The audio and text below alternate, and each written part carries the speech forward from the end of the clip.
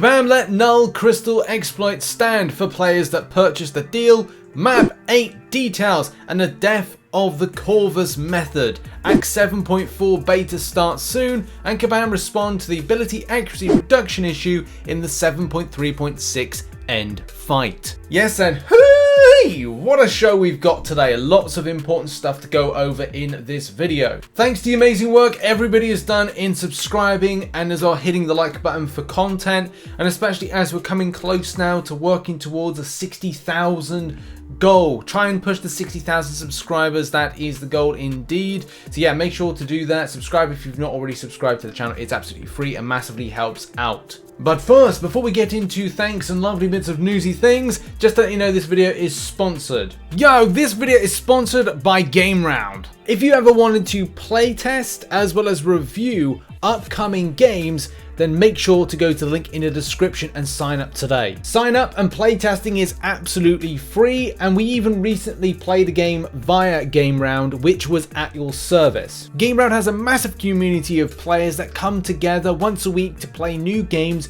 and review them, all for free, and you can find a load of game developers putting these games on, getting reviews from players, and then looking to improve their game as a result of that feedback. The review system is very straightforward, and right at the bottom you can also leave your own language feedback. So if you're Spanish, you can leave it in Spanish. If you're French, leave it in French. Doesn't matter. You can download the launcher, which provides a better way to access the games, and as well in your library you'll see all the latest games being added. Once a week new games are added, and then you can review them and play them via this launcher. Check out G.Round in the link in the description down below and go and test out some games for free. Yeah, thanks to G.Round for sponsoring this video. I've been working with them for about 3 to 4 months. There's no strings attached with what they're doing. There's no spend that you have to do. It's a case that if you want to review and play test games and give feedback to developers, these aren't going to be like AAA games, but they're going to be like, you know, a little bit below indie develops titles as well. But a lot of effort has been put into them. So it's always good to see like what they might be cooking up next. Also, before going anywhere, I just want to give a thank you. And thank you so much to everybody that supports the channel as a Patreon and as well a YouTube member. You're on screen now. Thank you for keeping that ongoing love.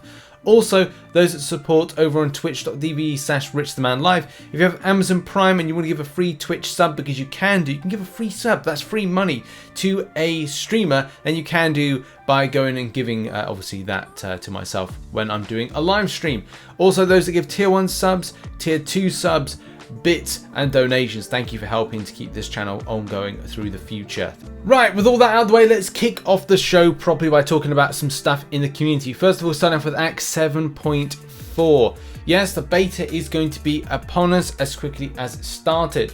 So for those that don't know, you all get a chance, or certain people get a chance to get access to this beta. There's some people always very surprised that they may be kind of a lot lower in their progression but still get access.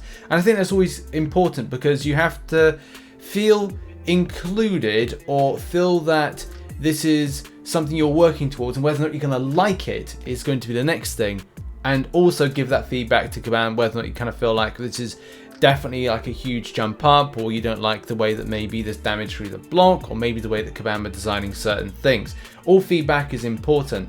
For those that don't know, this beta, which is a sign-up period of between October 16th and October 22nd, will go live for you to play on November 8th until November 22nd. So that's just something to point out, because I know a lot of times people go, oh, well, where's the beta? I've signed up. Why isn't the beta kind of like launching as soon as I've signed up, or the sign up period is finished? That's not how it works. It will be November, a chunk of November, where you get to play test it. And moving on to the next topic of discussion, or to bring to your attention, and that's Alliance Quest Map 8, or new season of which, and new map and stuff. There's a two-parter to this. The first part of things is going, new stuff, yay! There's interesting things. There's something that we'll come back to. Removal of the Corvus timeout method for map 8 only for now. So again, we'll come back to that. Now, there are lots of little details as to, well, champion interaction and thing. And there's been some additions. There's Penny Parker, there's Nimrod to certain things, which is going to make it interesting enough. I don't actually mind Penny Parker as a boss. I haven't enjoyed Apocalypse, and Doom was okay. So I'm actually looking forward to Penny Parker as an end boss. So yeah, roll on that. Also, map entries are back. So as a lot of you know, spending on those map tickets used to be a thing and they were eliminated. Now they're back. And I think that's just based on the fact, you know, it's just part of like something Kabam kind of feel like, right, well, is the game at the right point where it was all scuffed beforehand, and then being fair to the community giving out stuff is now long gone. With map 6, 0 cost, map 7, 150, and map 8, 300. But then closer inspection, it says 300, 150 tickets per player per week. Does that make sense? Especially when it says 150 per day per battle group. I don't know. All very odd. This is really going to shake up the ecosystem when it comes to things like, well, doing it, number 1, number 2, prestige, and number 3, you know, the rank ups and champion acquisition and champions you're targeting in order to gain the prestige, in order to do the 1 and the 2 and the 1. And one of the other things is the reward. This will see the first edition of tier 6 basic fragments and catalyst fragments, that is, and tier 3 alpha fragments into some sort of reward based system, with the max rank being 45 and the minimum rank being 31. But to be honest with this stuff, it's like it's so difficult to go whether or not someone's able to get this, and also being at the tippity top is it takes a lot of work, and in some cases takes a lot of investment into stuff like units, revives, health potions, those kind of things. Is a crazy amount of effort to do. And I think a lot of us would like to know what is actually in those map 8 crystals, whether or not it's going to feel like it's going to be worth it to get from what you get out of it. Hopefully it's a high volume of things like tier 2 alpha and tier 5 basic, but as well some kind of like increments of other things like tier 5 class catalyst, and as well some of the rarer things like the tier 6 basic catalyst fragments, or as well the tier 3 alpha fragments as well. So as I said, this is going to be a part 2 to this, and part 2 is definitely all about this Corvus timeout method. Players made it clear the reason that they used this, that they didn't feel like they had the option to address the lanes needed, so they resorted to using Corvus and this method. This behavior breaks the intended game flow, as players were reaching completely out of gameplay to circumvent the rules of the game. Pausing and quitting the fight are not gameplay mechanics, but if players wanted to avert any risk of all, they would use the Corvus cheese, regardless of the fact there had been many new champions added to their roster that are much better counters for the content of the map. This led players feeling the gameplay is stale or takes too long, even though there were intended counters available for them that would help them play the content in a fresh way and much quicker. Yeah, I think it's map 8. Look, when they first get into it, it's going to be annoying, and that's the thing. Having this method removed is kind of meh, but at the same time, it just depends on how players are finding it, and that's the key thing. How players are finding it once it's been changed, all these new changes and these improvements, these node improvements, cross-fight improvements, and other stuff like that. If it does feel like an improvement and it feels fine, then players, yes, will move away from that method of usage. But then at the same time, we again have to go to the point of relying on the game to be working as intended. If things don't feel well and things can't be handled within that time limit that we get, then that provides a problem, because then we're just like losing champions left, right, and center, and that's when the kind of the idea of this being fair, fun, and as well coming in line with what Kabam have changed fails. So that's just the thing as well. We need to see what it's going to be like first, then it's a case of going back to this and going like, nah, it ain't cool, and then things can be done. But you know, I'm willing to give it a chance. I just have to keep a very open mind that things that, and I don't use Corvus, but I know there are players out there that do use that champion still. So I really do hope that Kabam have got this right, and as well when this new stuff comes in, it does benefit and does kind of ring true of what they're saying. If not, then you know there's going to be a big fuss on the matter. But there are a few things that have been mentioned, like an update to the Glory Store, as Brightfire says here, epic map modifiers and honor rewards, any of those updating. There's a few other things that should be kind of like seeing an update as the current meta of the game has shifted, but maybe that's something Kabam don't really kind of agree on at the moment. Oh, that's a good point just seen here. Like, if indeed they do the Glory Store update, they have to put in a new health potion that benefits the new champions being put into the higher health pool, so like 6 stars at rank 3, 6 stars at rank 4.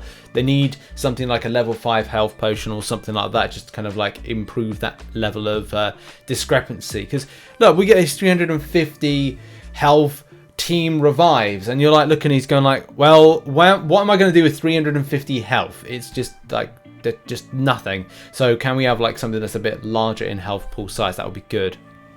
And now returning back to a story that we talked about recently, I think it was last week, and that was ability accuracy reduction on Kang.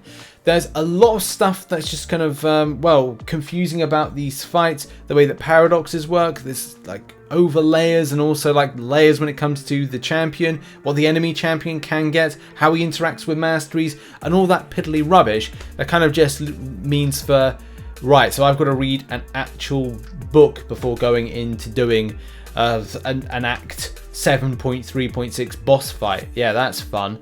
But what has Kabam got to say when it comes to this ability accuracy reduction malark? Well, Kabam Mike said the Kang fight can be a little confusing, given all the factors that come into play from different lanes, number of paradoxes, class of your champions, etc. So if I need more information or I'm misunderstanding you, please let me know. From what I can tell here, that we're just talking about the ability accuracy reduction though, and how it can negatively affect you as an attacker. This is intentional and is not exclusive to the Kang fight. Ability accuracy reduction can be detrimental in many parts of the game, and this is one of them. But don't use your favourite ability accuracy reduction dealing champion, because it ain't good for you. That's fun, isn't it? Fun. Do you remember when you didn't have to think quite so much in this game? Those were fun times. Now, a bit of a shock horror in this particular story, because it turns out something went the player's way. And what is I'm going to put in bunny ears, exploit. A thing that's in the player's favour, and Kabam are keeping it in. So this all starts from yesterday. And I woke up this morning to a message in the forums which kind of is plastered over the top of it about the Necro Sword Crystal. This is from the new early access bundle for Knull, which seems to be a very popular champion amongst players. The message read as follows: Summoners, the Necro Sword Crystal, the crystal in the Knull Cavalier Preview bundle, currently have a higher than intended drop rate of 6-star champions. We will be leaving the crystal as is for the time being, but will be correcting the drop rates before Knull receives his official release on October 28th. To ensure that this does not affect anybody that purchased the preview bundle, we will be auto opening these crystals before that date. But this means you will not see what you received. To avoid any confusion, please open your crystals yourself as soon as possible. Now, to be brutally honest, it is RNG, so you're not going to see like a ton of 6 stars, especially for some players that said that they haven't even got that. The drop rates do look very, very nice, especially I think from here, like 5.7%. I don't think it's ever been that in any kind of way. But yeah, people are saying that they got a 6-star, which is great. But yeah, it's kind of like it's mad that is going down. This is an exploit that kind of benefits the players. So incredible. But then there's others that have just posted exactly like what I just said, was like, yeah, improved. It's like better drop rates. It's like there's 4s and 3s. So it comes in waves when it comes to this stuff, and yeah, it's sometimes can kick you in the butt. And now we move on to our final story, which is arena predictions for Silver Centurion and Ghost Rider. And that's my conundrum. I'm still thinking he's going to go for about 90 mil. I just think that's more logical, unless people go completely nuts and kind of put in stuff like, I don't know, 130, 140, even up was 150, as I said. So I hope not, but we'll see what happens in round 2. Ghost Rider's a 5-star, going with 30 mil. I just don't think people are going to be overly interested in a 5-star, but enough to just get him. I think 30 mil flat is going to be absolutely fine. And then Silver Centurion, 6-star, I'm going with 60 mil, but I do think that's going to drop down between about 40 to 50 mil, just based on popularity. But, you know, you've got to be safe rather than sorry. Round 2, we'll get a real idea. And Silver Centurion is a 5-star, 25 mil. I do think that's probably going to drop down to at least 20 flat, but we'll see what happens when the results come in on Sunday. And make sure to tune into Marvel Contest of Champions news show on Monday for the results of this. And that indeed has been the show. Thank you so much for watching. Go and check out G.Round in the link in the description down below, and I'll see you in the next video later on today, which should be a Nebula buffed abilities spotlight. So make sure you're around for that video. The Karnak one will be tomorrow. Cheers. Bye bye.